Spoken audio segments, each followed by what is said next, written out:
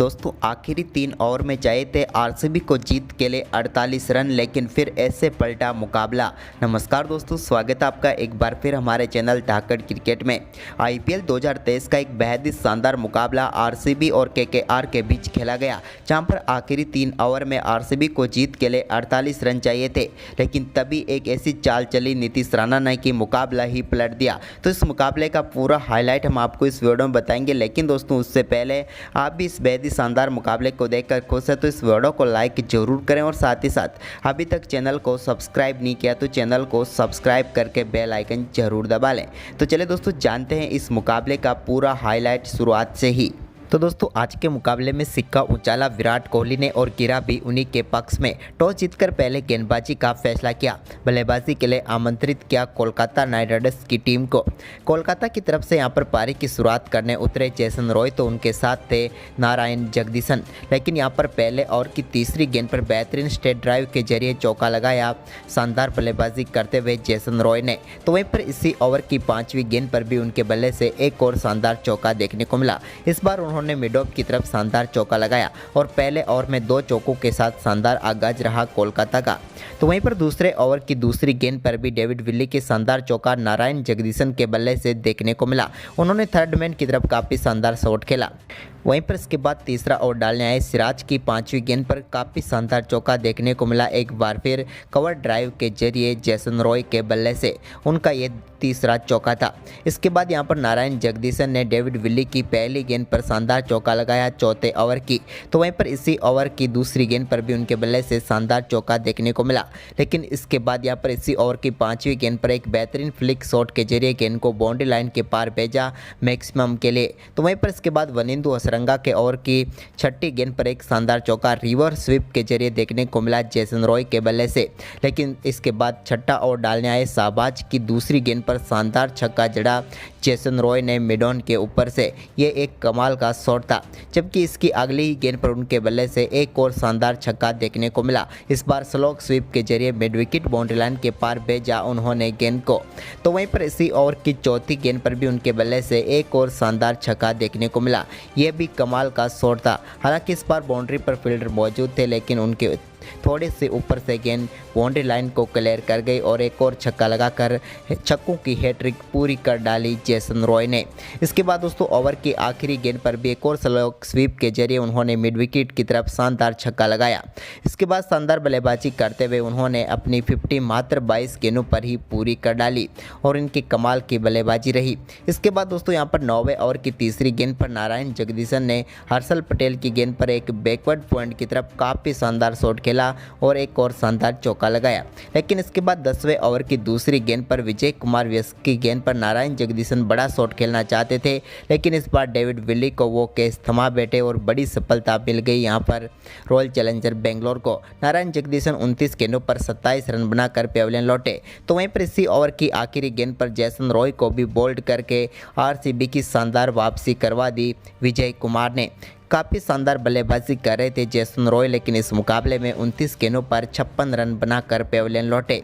उनको यहां पर विजय कुमार ने बोल्ड किया। इसके बाद वेंकटेश अय्यर और कप्तान नीतीश राणा ने टीम को स्कोर को आगे बढ़ाना शुरू किया। तो 12वें ओवर की 5वीं गेंद पर शानदार चौका देखने को मिला वेंकटेश अय्यर के बल्ले से।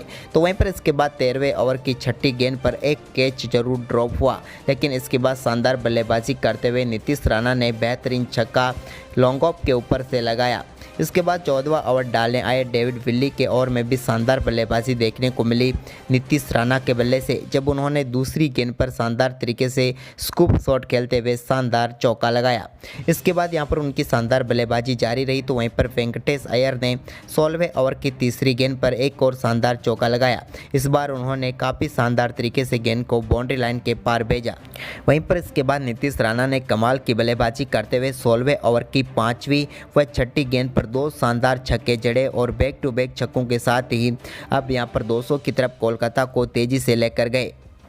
तो वहीं पर इसके बाद 17वें ओवर की चौथी गेंद पर भी उनके बल्ले से एक और शानदार चौका थर्ड मैन की तरफ देखने को मिला। तो इसके बाद यहाँ पर शानदार बल्लेबाजी करते हुए नीतीश राणा ने विजय कुमार की आखिरी गेंद पर भी शानदार छक्का जमाया, लेकिन इसके बाद वनिंदु असरंगा की गेंद पर रिवर्स स्वीप करना चाहते थे, लेकिन यहां पर उनका कैच विजय कुमार ने पकड़ा और उन्हें पेविलियन भेजा। तो वहीं पर इससे ओवर की चौथी गेंद पर भी वेंकटेश अय्यर भी बड़ा शॉट खेलना चाहते थे, लेकिन ग्लेन मैक्सवेल को कैच थमा बैठे और 26 गेंदों पर 31 रन बनाकर वो भी पेविलियन लौटे। यानी कि एक बार फिर एक ही ओवर में 2 सेट बल्लेबाज पेविलियन लौट गए। इसके बाद अब सारी जिम्मेदारी आ चुकी थी रिंकू सिंह और आंद्रे रसल के ऊपर। इसी बीच 19वें ओवर की पहली गेंद पर रिंकू सिंह ने मोहम्मद सिराज की गेंद को शानदार तरीके से बाउंड्री लाइन के पार भेजा और 6 रन बटोरे। ये एक कमाल का शॉट था। जबकि दोस्तों इसकी अगली गेंद पर उन्होंने एक और शानदार चौका लगाया। इस बार उन्होंने थर्ड मैन की तरफ काफ़ी शानदार शॉट खेला और 4 रन बटोर लिए। जबकि ओवर की तीसरी गेंद पर भी रिंकू सिंह के बल्ले से एक और शानदार चौका देखने को मिला। इसके बाद 19वें ओवर की आखिरी गेंद पर आंद्रे रसल को बोल्ड करके बाहर भेजा सिराज ने। आंद्रे रसल इस मुकाबले में भी कुछ खास नहीं कर पाए और उनका विकेट सिराज ने लिया और 2 गेंदों पर सिर्फ 1 रन बनाकर वो पेविलियन लौट गए। लेकिन दोस्तों इसके बाद 20वें ओवर में कमाल की बल्लेबाजी करते हुए डेविड विजय ने दूसरी गेंद पर हर्षल पटेल की गेंद को शानदार तरीके से डीप मिड विकेट की तरफ बाउंड्री लाइन के पार भेजा।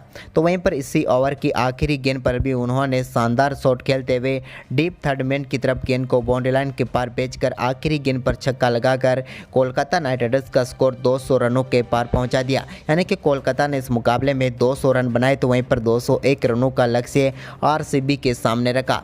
आरसीबी की तरफ से पारी की शुरुआत करने उतरे विराट कोहली और फेफ डु प्लेसिस। तो इस मुकाबले की शानदार शुरुआत विराट कोहली ने पारी की पहली गेंद पर वैभव अरोरा के शानदार चौका लगाकर किया।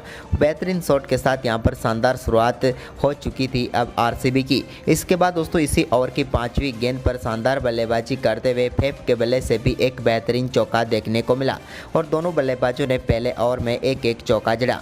इसके बाद दूसरा ओवर डालने आए उमेश यादव की पहली गेंद पर शानदार चौका विराट कोहली के बल्ले से देखने को मिला। उन्होंने शानदार तरीके से गेंद को कवर ड्राइव करते हुए चौके के लिए भेजा। तो वहीं पर इसी ओवर की 5वीं गेंद पर पहला छक्का फेफ डु प्लेसिस के बल्ले से देखने को मिला। शानदार बल्लेबाजी करते हुए उन्होंने गेंद को लॉन्ग ऑन के ऊपर से शानदार तरीके से छक्के के लिए भेजा। तो इसके बाद इसी ओवर की आखिरी गेंद पर भी एक और शानदार छक्का फेफ डु प्लेसिस के बल्ले से देखने को मिला और बैक टू बैक 2 गेंदों पर 2 छक्के उन्होंने लगाए। लेकिन दोस्तों इसके बाद तीसरे ओवर डालने आए सुयश शर्मा की दूसरी गेंद पर एक और बड़ा शॉट खेलना चाहते थे फेफ, लेकिन यहां पर कैच थमा बैठे रिंकू सिंह को और पहला झटका लगा रॉयल चैलेंजर बेंगलोर को। और फेफ डु प्लेसिस जो कि काफ़ी शानदार बल्लेबाजी कर रहे थे, 2 छक्के भी जड़ चुके थे, लेकिन वो शिकार बने सुयश शर्मा का और उन्होंने 7 गेंदों पर 17 रनों की शानदार पारी खेली, लेकिन बड़ी नहीं कर पाए इस पारी को। वहीं पर इसके बाद दोस्तों विराट कोहली ने चौथा ओवर डालने आए वरुण चक्रवर्ती की पहली गेंद पर शानदार चौका लगाया। इस बार उन्होंने गेंद को काफ़ी शानदार तरीके से बाउंड्री लाइन के पार भेजा। तो वहीं पर इसके बाद 5वां ओवर डालने आए सुयश शर्मा के ओवर में भी एक और शानदार चौका उनके बल्ले से देखने को मिला। विराट कोहली काफ़ी शानदार फॉर्म में नजर आ रहे थे।